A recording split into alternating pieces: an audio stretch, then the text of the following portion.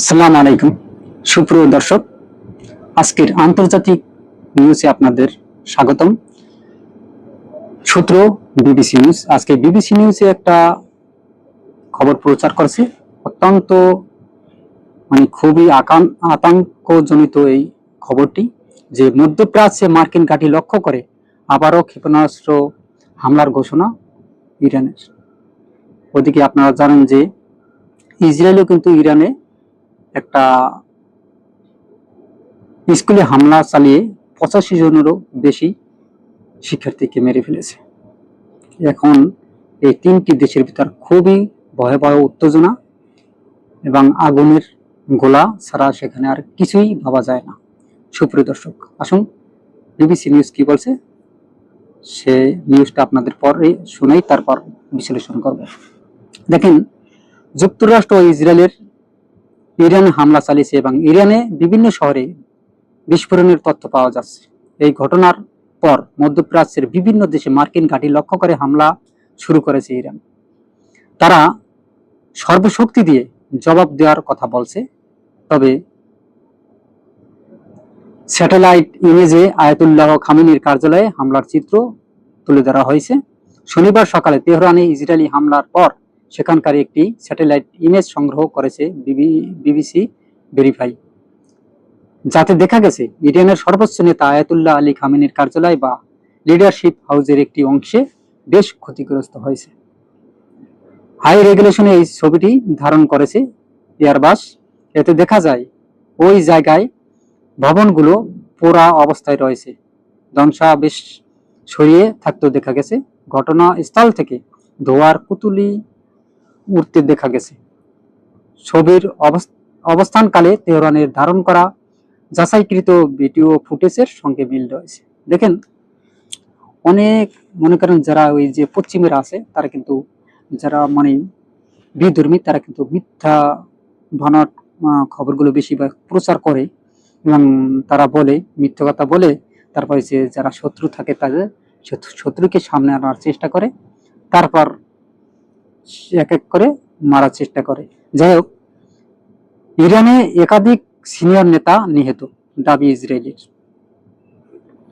একজন ইসরায়েলি সামরিক কর্মকর্তা জানিয়েছে, শনিবারের হামলায় ইরানে একাধিক কর্মকর্তা নিহত হয়েছে। তিনি জানান, অভিযানের সময় একই সঙ্গে 3টি স্থানে হামলা চালানো হয়, সেখানে ইরান সরকার জড়ো হয়েছিলেন। ওই কর্মকর্তা আরও জানান যে প্রতিরক্ষা বাহিনী গুরুত্বপূর্ণ সুনির্দিষ্ট লক্ষ্যবস্তু নির্ধারণ করে যুক্তরাষ্ট্রের সহযোগিতায় ওই হামলা চালায়। আসলে ইসরায়েল জানিয়েছে প্রয়োজনে আবারও হামলা চালানোর জন্য তারা প্রস্তুত আছে এবং মধ্যপ্রাচ্যে মার্কিন ঘাঁটি লক্ষ্য করে আবার ক্ষেপণাস্ত্র হামলার ঘোষণা ইরানের। মধ্যপ্রাচ্যের মার্কিন ঘাঁটি লক্ষ্য করে আবারও যে ক্ষেপণাস্ত্র হামলা চালাবেন ইরানের ইসলামিক রেগুলেশনারি গার্ড বা IRGC নতুন করে হামলার ঘোষণা দিয়েছে। ইরানের রাষ্ট্রীয় টেলিভিশনের বরাত দিয়ে এই তথ্য জানিয়েছে বার্তা সংস্থা AFP। তবে ইরানের রাস্তায় ভয় ও খুশির মিশ্র প্রতিক্রিয়া। কারণ কি, আজকের যুক্তরাষ্ট্র ও ইসরায়েলের হামলায় নিয়ে ইরানের ভেতরে প্রতিক্রিয়া ছিল নানামুখী। কোথাও আতঙ্ক ও ভয়ের দৃশ্য ধরা পড়েছে, আবার কোথাও সরকার পতনের সম্ভাবনায় আনন্দের প্রকাশও দেখা গেছে। আসলে যারা নিজের দেশে যুদ্ধ হয়, তারপর সেই সব দৃশ্য দেখে যারা হাসে তারা আসলে একটু কাপুরুষ এবং তারা সবসময় এটা মনে করে তারা আসলে রাষ্ট্রদ্রোহিতার সামিল। এটা আসলে তাদেরকে ওই দেশে রাখাটাই উচিত না, যদি আমি দেশের বিরুদ্ধে কথা বলি। তবে হামলার শুরু হতেই সামাজিক মাধ্যমে ছড়িয়ে পড়ে কিছু ভিডিও। সেখানে বিস্ফোরণ স্থলে কাছাকাছি লোকজনকে আতঙ্কে দৌড়ে দেখা যায়। পেছনে শোনা যাচ্ছিল চিৎকার ও কান্নার শব্দ। মনে করেন, যদি আপনারা গাদ্দাফির নাম শুনেছেন, তিনি ছিলেন, যাই হোক আমরা গাদ্দাফির কথা পরে আসি, আমরা এদিকে খামেনির কথা বলি। যে খামেনি কিন্তু আপনারা জানেন যে ইসরায়েল দাবি করছে যে খামেনি নাকি এখন আর নেই। তারা খামেনিকে মেরে ফেলেছে বোম বোম মেরে। এখন এটা আসলে সত্য ঘটনা কিনা সেটা কিন্তু একটা দেখার বিষয়। তবে এই ঘটনা যদি সত্য হয় তাহলে ইরানের জন্য এবং ইরানের জনগণের জন্য কিন্তু একটা ভয়াবহ পরিস্থিতি মোকাবেলা মানে করতে হবে। কারণ ইরানের যে সম্পদগুলো আছে সেগুলো কিন্তু লুণ্ঠন করার চেষ্টা করবে আপনার যুক্তরাষ্ট্র এবং ইসরায়েল। হয়তোবা তাদের দেশের জনগণ, কিছু বিদ্রোহী জনগণ আছে, তারা খুশি হচ্ছেন। আপনারা দেখবেন কত ধানে কত চাল, ওয়েট অ্যান্ড সি। সুপ্রিয় দর্শক, অন্যদিকে সামরিক হস্তক্ষেপের মাধ্যমে যে সরকার পরিবর্তন সম্ভব এমন বিশ্বাস যাদের আছে, তাদের মধ্যে স্বস্তির অনুভূতি, এমনকি আনন্দ ও উদযাপনের ইঙ্গিত পাওয়া গেছে। অনেক ইরানি সম্ভাব্য মার্কিন হামলা প্রত্যাশা করেছিলেন, কিন্তু তাদের প্রতিক্রিয়া ছিল অত্যন্ত ভিন্নধর্মী। একজন ইরানি সামাজিক মাধ্যমে লিখেছেন, আমি যদি মারা যাই, ভুলে যেও না যে আমরাও আছি। আমরা যারা যে কোনো সামরিক হামলার বিরোধিতা করি, আমরা যারা কেবল হতাহতের পরিসংখ্যানের সংখ্যায় পরিণত হব। আরেকজন লিখেছেন, এই যুদ্ধের কারণ হয়ে দাঁড়ানোর ইসলামী একনায়তন্ত্রের ধ্বংস হোক। আমরা তো ইতিমধ্যে 3টি যুদ্ধ পাড়ি দিয়েছি। গত জানুয়ারিতে আধুনিক ইতিহাসের অন্যতম রক্তক্ষয়ী বেসামরিক দমন নিপীড়নের অভিজ্ঞতা পাওয়া বহু ইরানি এখন বলেছেন তারা সরকার পরিবর্তনের স্বাগত জানান, এমনকি তা যদি সামরিক হস্তক্ষেপ বা শীর্ষ কর্মকর্তাদের হত্যার মাধ্যমেও আসে। অন্যদিকে কেউ কেউ উদ্বেগ প্রকাশ করেছেন যে কেবল বিমান হামলা দিয়ে হয়তোবা সরকারকে ক্ষমতাচ্যুত করা যাবে না, এবং সতর্ক করে দিচ্ছেন যে এতে সরকার টিকে গেলে নাগরিকদের প্রতি তার আচরণ আরো বর্বর হতে পারে। দেখেন, এটি কিন্তু বিবিসিতে এই যে এডি দালাল মিডিয়া, এরা আসলে সবচেয়ে নেগেটিভ কথাই বলবে। তবে আমি মনে করি কুয়েতের বেসামরিক বিমান চলাচল কর্তৃপক্ষ জানিয়েছে একটি ড্রোন কুয়েত আন্তর্জাতিক বিমানবন্দরে হামলা চালিয়েছে, যার ফলে বেশ কয়েকজন কর্মচারী সামান্য আহত হয়েছেন এবং টার্মিনাল একটি সামান্য ক্ষতি হয়েছে। তারা নিশ্চিত করেছে যে উপযুক্ত কর্তৃপক্ষ জরুরি পদ্ধতি অনুসারে করোনাটিকে মোকাবিলা করছে এবং পরিস্থিতি সম্পূর্ণ নিয়ন্ত্রণে রয়েছে। যাত্রী কর্মচারীদের নিরাপত্তা তাদের সর্বোচ্চ অগ্রাধিকার। দেখেন, নিউ ইয়র্কের জাতিসংঘ নিরাপত্তা পরিষদের একটি জরুরি বৈঠক অনুষ্ঠিত হওয়ার কথা রয়েছে। নিউ ইয়র্ক সময় শনিবার বিকেল 4টা, তেহরান সময় রোববার দুপুর 12টা 30 এই বৈঠক হতে পারে। জাতিসংঘের মহাসচিব আন্তোনিও গুতেরেসের মধ্যপ্রাচ্যের আজকের সামরিক কর্মকাণ্ডের নিন্দা করার পর এই বৈঠক অনুষ্ঠিত হচ্ছে। এই কর্মকাণ্ড আন্তর্জাতিক শান্তি ও নিরাপত্তাকে ক্ষতিগ্রস্ত করছে। মিস্টার গুতেরেস এক বিবৃতিতে বলেছেন, তিনি অবিলম্বে যুদ্ধ বন্ধের আহ্বানও জানিয়েছে।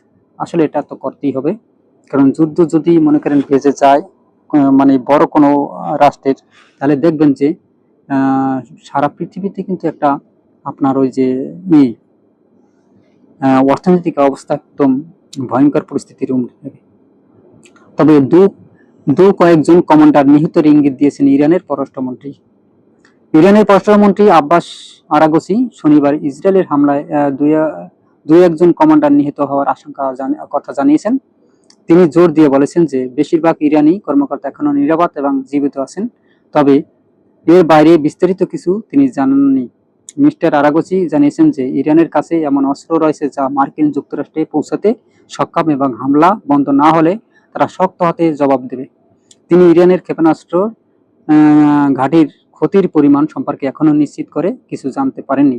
রাশিয়ার পররাষ্ট্রমন্ত্রীর সাথে তাদের আলোচনা হয়েছে। এর পাশাপাশি তুরস্ক, পাকিস্তান, সৌদি আরব এবং কুয়েত সহ আঞ্চলিক দলগুলোর সাথে কূটনৈতিক আলোচনা চলছে বলেও জানান তিনি। দুবাইয়ে ধোয়ার কুণ্ডলী। দেখেন, এই যেহেতু পাকিস্তানের সাথে, তুরস্কর সাথে, তারপর আপনার রাশিয়ার সাথে যদি এরকম আলোচনা হয় এবং তারা যদি সম্মতি দেয়, এবং বিশেষ করে চীন, তারা যদি সম্মতি দেয় যে আপনারা যুদ্ধ করেন, তাহলে কিন্তু ফাইনাল এই ইসরায়েলের ধ্বংস হয়ে যাবে, আমেরিকা ধ্বংস হয়ে যাবে, আর বিশ্বযুদ্ধ কনফার্ম হবে যাবে। হয়তো তাদের কিছু মৃত্যুর দেশ আছে, গোনায় ধরে না, কারণ ওগুলা সম্পূর্ণ যদি এক হয়, আর রাশিয়া, আপনার চীন, পাকিস্তান, তারপর হচ্ছে ইরান, ইরাক, তারপর হচ্ছে আফগানিস্তান, এগুলো সব যদি একত্রিত হয়, তাহলে কিন্তু একটা বিশাল যুদ্ধে পরিণত হবে, এবং এই যুদ্ধে কিন্তু আমেরিকা একদম ধ্বংস বিশ্ব মানচিত্র থেকে তাদের যে দেশ নামক আমেরিকা নামক দেশটি হারিয়ে ফেলবে, এটা কনফার্ম। যাই হোক, আমরা একজন প্রত্যক্ষদর্শীর কাছ থেকে একটি ছবি পেয়েছি, যাতে সংযুক্ত আরব আমিরাতের দুবাইয়ের ফেয়ারম্যান দ্য পাম হোটেলের কাছ থেকে দোয়ার কুণ্ডলী দেখা যাচ্ছে। ইরানের রাষ্ট্রীয় গণমাধ্যমে জানিয়েছে যে দুবাইয়ে এই হামলা চালানো হয়েছে। ইরান ঠিক কি লক্ষ্য করে হামলা চালাচ্ছে তা স্পষ্ট নয়, তবে দেশের মার্কিন সামরিক উপস্থিতি রয়েছে। রয়টার্সের উদ্ধৃতি অনুসারে সংযুক্ত আরব আমিরাতের প্রতিরক্ষা মন্ত্রণালয় জানিয়েছে যে তারা ইরান ক্ষেপণাস্ত্র এবং ড্রোনের একটি নতুন ঢেউকে বাধা দিচ্ছে। বুঝতে পেরেছেন? আসলে যুদ্ধ যদি হয়, কেউ কাউকে কিন্তু ছেড়ে দেবে না, আমরা যতটুকু যা বুঝতে পেরেছি। তবে অলরেডি ইরানও কিন্তু থামছে না, আমেরিকাও থামছে না, এবং ইসরায়েলও থামছে না। এই তিনটা দেশ, ত্রিমুখী দেশ যদি যুদ্ধে সত্যি সত্যি পৌঁছে যায়, মানে হয়, তাহলে কিন্তু দেখবেন বিশ্বের যে অর্থনৈতিক যে একটা অবস্থা, সেটা কিন্তু ভয়াবহ রূপ নেবে। এবং যদি তারা পারমাণবিক যুদ্ধে পৌঁছে যায়, তাহলে কিন্তু সারা বিশ্বে আবার সেই স্বাস্থ্যেরও একটা ক্ষতি হবে, এবং বিশ্বের মানে এটার একটা প্রভাব পড়বে সারা বিশ্বে। এবং আপনারা দেখেন, সামান্য রাশিয়া আর ইউক্রেন যুদ্ধতে কিন্তু সারা দেশের মানে অর্থনৈতিক অবস্থা একটা ভয়াবহ পরিস্থিতি পড়ে গেছে। আসলে আমরা কখনোই যুদ্ধ চাই না, আমরা চাই শান্তি। প্রত্যেকটা দেশে যেন যার যার অবস্থান মানে বজায় রেখে সে যেন চলে, হয়তোবা হোক আমেরিকা, হোক ইসরায়েল, বা হোক ইরান, এবং হোক পাকিস্তান। আমরা কোনো দেশকেই মানে কোনো ছোট করতে চাই না, বড় করতে চাই না। তবে আমরা চাই যেন সমস্ত দেশ একত্রিত মিলিত হয়ে একটা শান্ত শ্রেষ্ঠভাবে যুদ্ধ বন্ধের ঘোষণা করে একটা শান্তিতে বসবাস করার সুযোগ পায়, এবং তারা সুযোগ করে দেয়। সুপ্রিয় দর্শক, আপনারা কি মনে করেন? অবশ্যই আপনাদের মতামত কমেন্টে জানান। ভিডিওটি ভালো লাগলে RS বাংলা নিউজ 24 কে সাবস্ক্রাইব করুন, লাইক ও শেয়ার দিয়ে সবাইকে দেখার সুযোগ করে দিন। আজ এ পর্যন্তই। আসসালামু আলাইকুম ওয়া রাহমাতুল্লাহি ওয়া বারাকাতুহু।